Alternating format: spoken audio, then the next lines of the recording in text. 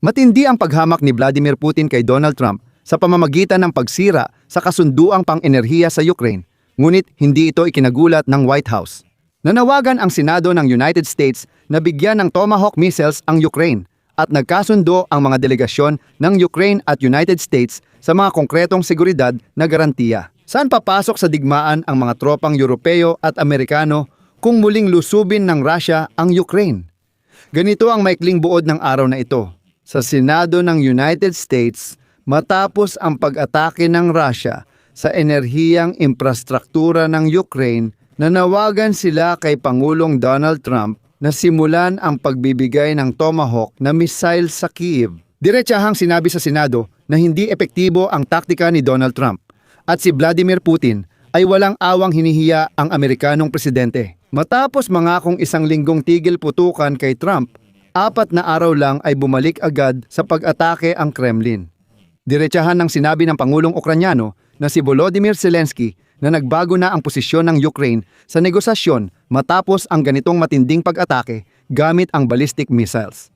Sinabi ni Trump na umaasa siyang may magandang balita mula sa negosasyon, na para bang may mahalagang bagay na naghihintay. Bagaman sinabi sa White House na hindi sila nagulat sa ginawa ni Vladimir Putin na paglabag sa usaping enerhiya. Mahalagang tandaan na sa negosasyon sa Estados Unidos, tunay na nagtagumpay ang Ukraine, lalo na sa usaping seguridad. Ito ang pinakakagiliw-giliw na bahagi ng edisyong ito ng Financial Times, ayon sa ahensya sa NATO. Kinumpirma ni Mark Rutte sa Kyiv na nagkasundo ang Ukraine at mga kanluraning kaalyado sa tugon militar kung lalabagin ng Moscow ang kasunduan sa tigil putukan.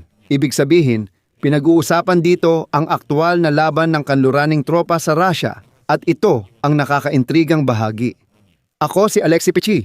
Tara't pag-usapan natin ang paksang ito. Pero bago tayo magsimula, hinihiling ko na mag-subscribe kayo sa channel na ito. I-like ang video at mag-iwan ng komento sa episode na ito. At syempre, mag-subscribe din kayo sa aking Telegram channel na Pechi News. Nasa description ng video ang link.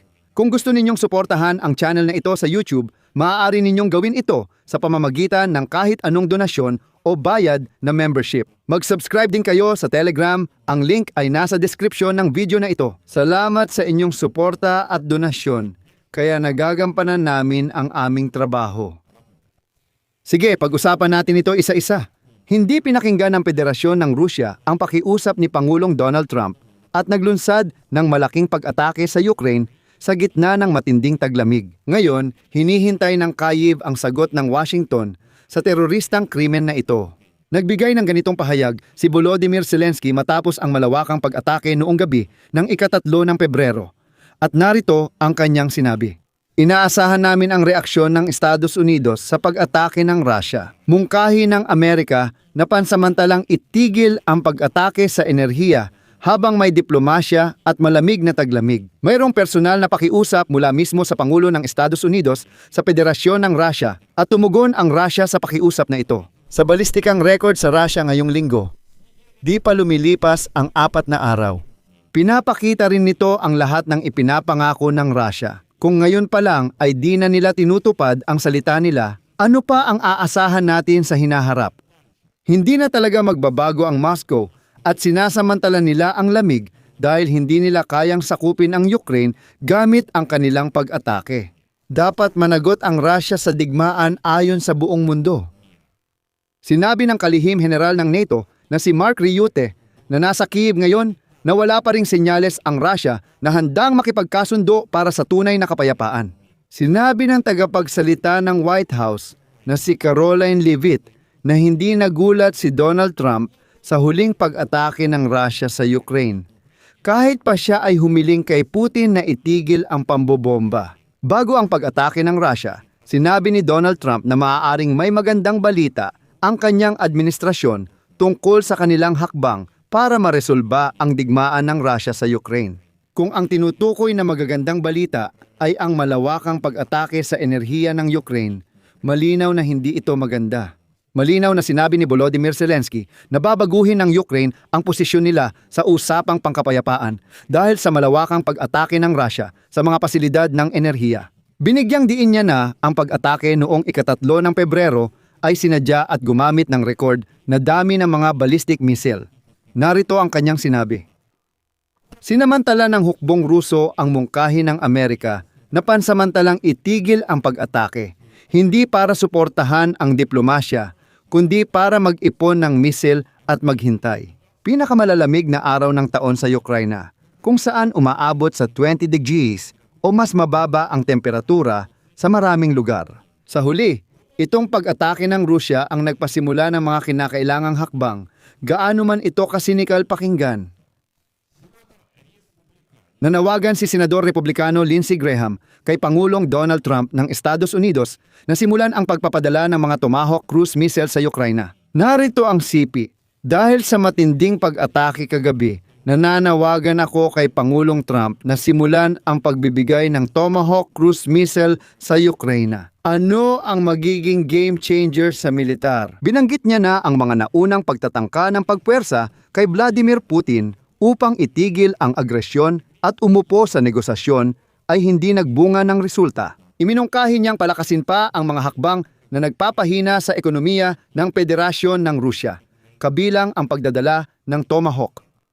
Dapat suportahan ng United States at Europa ang ideya ni Pangulong Trump na parusahan ang mga kliyente ni Putin na bumibili ng langis at sumusuporta sa militar niya. Kung susunod ang ibang malalaking mamimili sa ginawa ng India, makakatulong ito upang wakasan ang madugong kaguluhang ito. Ibig sabihin, kamakailan ay sumang-ayon ang India kay Trump na itigil ang pagbili ng langis mula Russia. Sinabi ni Lindsey Graham na ang negosasyon sa Russia na parang ginagantimpalaan ang agresyon ay maaaring magdulot ng masamang epekto sa buong mundo. Dito ko rin idadagdag na ang usapin tungkol sa mga supply sa Ukraine ay pinag-uusapan na mula pa noong taglagas ng 2025.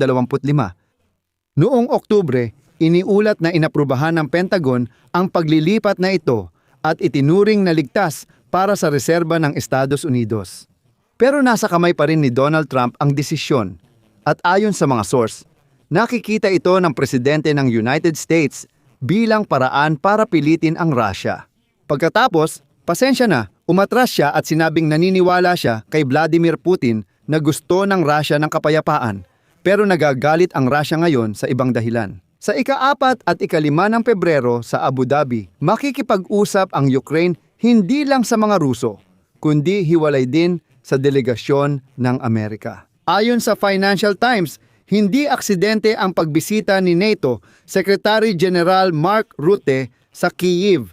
Mula sa tribuna ng Verkhovna Rada, kinumpirma ni Rutte na nagkasundo ang Ukraine at mga kanluraning kaalyado sa tugon militar sakaling labagin ng Moscow ang kasunduang tigil putukan.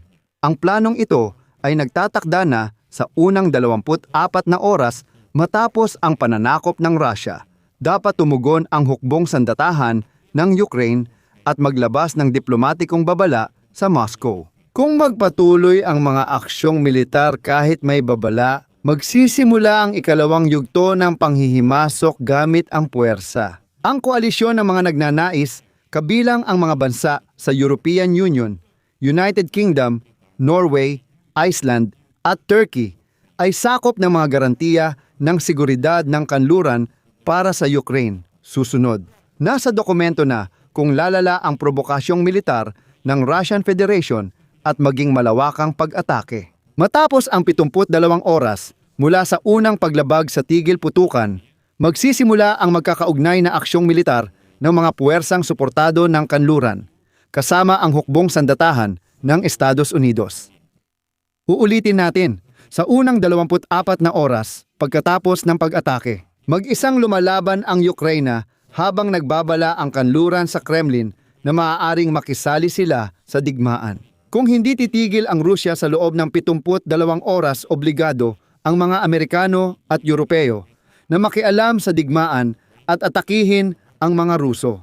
Hindi ito perpektong plano, pero mas maganda ito kaysa sa Budapest Memorandum, kung saan wala talagang obligasyon ang mga panig. Kung babasahin mo ng mabuti ang dokumento, wala talagang legal na obligasyon doon.